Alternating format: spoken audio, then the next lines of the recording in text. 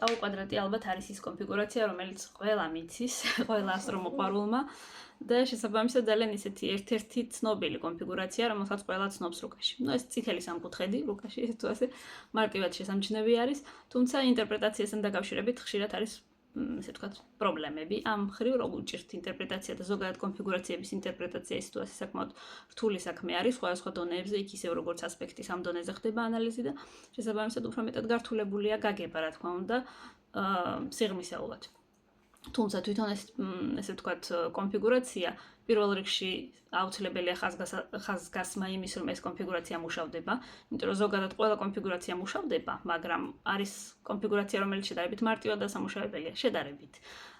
და არის კონფიგურაცია, რომელიც რთულად დასამუშავებელია. შესაბამისად, ტაუ კვადრატში არის საკმარისი შანსი იმისთვის, რომ იყოს დამუშავება, ესე ვთქვათ, შესაძლებელი იყოს. თუმცა ყველაზე კარგი ვარიანტია თუ ტაუ კვადრატს ექნება ერთი მაინც დადებითი ასპექტი, ანუ ტაუ კვადრატის ამ სამი პლანეტიდან თუ გამოდის ერთი მაინც დადებითი ასპექტი, რომელიმე სხვა პლანეტის მიმართულებით უკვე არის ძალიან კარგი და თუ რამდენიმე ასპექტია მით უმეტეს ძალიან მარტივი იქნება დამუშავება.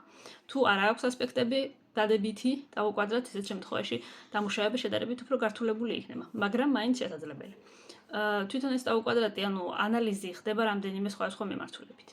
აქ არ არის მხოლოდ ხასიათიდან გამომდინარე, ტაუ კვადრატი შეიძლება გაანალიზდეს როგორც ხასიათის თვისებები კონკრეტული, შეიძლება გაანალიზდეს როგორც კონკრეტული მოვლენები ადამიანის ცხოვრებაში, რა შეიძლება გამოიწვიოს კონკრეტულად. იგივენაირად შეიძლება გაანალიზდეს როგორც ჯანმრთელობის მიმართულებით, რა შეიძლება გამოიწვიოს კონკრეტულმა კონფიგურაციამ. ანუ ეს არ არის ერთი კონკრეტული, ეს არის ძალიან ისეთი ვრცელი ინფორმაციას იძლევა სხვადასხვა მიმართულებით და შესაბამისად გავარკვიეთ, რომ შესაძლებელია დამუშავება. აქ ძირითადი პრობლემა ტაუ კვადრატის არის ის, რომ ჩაკეტილი სამკუთხედი არის და აი ეს ოპოზიცია, რომელიცაც პლანეტები დგანან ოპოზიციაში, აზიანებს მესამე პლანეტას.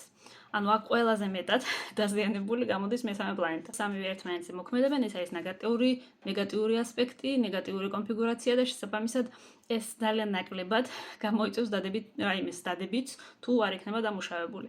მეორეს მხრივ თუ გამოდის ერთი მაინც დადებითი ასპექტი, დამუშავება იქნება შესაძლებელი და შესაძლებელია, რომ ტაუ კვადრატი რეალიზდეს დადებითად. იგივენაირად, როგორც ნებისმიერ ნეგატიურ ასპექტს, ტაუ კვადრატის კონფიგურაცია ნეგატიურია და შესაბამისად ძალიან დიდ ენერგიას იძლევა, ამ მხრივ კარგი არის რუკაში, იმიტომ რომ იძლევა мотивაციას, იძლევა სირთულეებს და შესაბამისად იძლევა შანსს, რომ ეს სირთულეები დაიძლიოს და რაღაცნაირად ეს კონკრეტული ენერგია წავიდეს უფრო დადებითი მიმართულებით.